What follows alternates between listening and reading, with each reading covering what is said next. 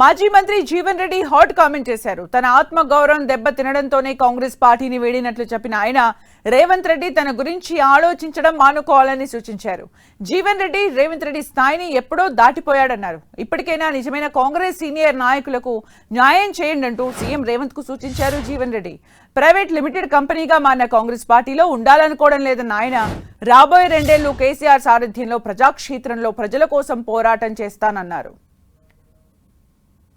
వీళ్ళ పార్టీకి సంబంధం లేని వాళ్ళకి బీఫామ్స్ ఇస్తే తిరుగుబాటు చేసి కాంగ్రెస్ పార్టీ కార్యకర్తలు పోటీ చేసి 9 స్థానాలు గెలిచి వచ్చి ఇంతగా నిదర్శనం ఏం కావాలంటున్నా. ఇప్పటికైనా సరి చేసుకున్న ఆయన అంటున్నా. నిన్న వచ్చిన సీఎం గారు కలిసినట్టున్నారు కదా, వాళ్ళగా న్యాయం చెయ్యు.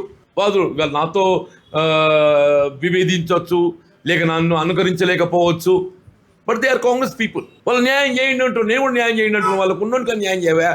పోయినా మేము ఇలా మేము ప్రజల పక్షాన నిలబడి పోరాటం చేస్తాం. మేము ముఖ్యమంత్రి గారు ఏదైతుందో ఎంతవరకు జీవన్ రెడ్డి గురించి ఆలోచన కాదు నాయన. ఈ జీవన్ రెడ్డి నీ స్థాయి దాటిపోయినా.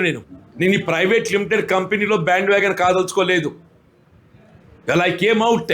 ప్రజాక్షేత్రంలోకి వచ్చింది నేను. ప్రజాక్షేత్రంలో రాబోయే 2 సంవత్సరాల కాలం ఏదైతుందో ప్రజల పక్షాన నిలబడి పోరాటం చేయడానికే బయటకు వచ్చింది నేను. ఇలా బీఆర్ఎస్ నాయకులు కేసీఆర్ గారి నాయకత్వం నడవాలని నిర్ణయం తీసుకొని నేను బయటకు వచ్చిన.